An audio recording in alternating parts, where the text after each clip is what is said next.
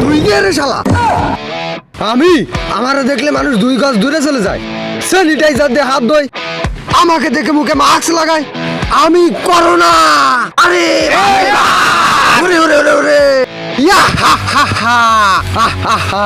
हैं ये क्या हो गया? আমার ঘরে আসো করোনা, আমার ঘরে আসো করোনা, আমার ঘরে আসো। ইয়া আরে শালা, আমার খাতির যত্ন জ্ঞান করতেছিস তোরা, আমাকে তো তোরা ভয় পাবি।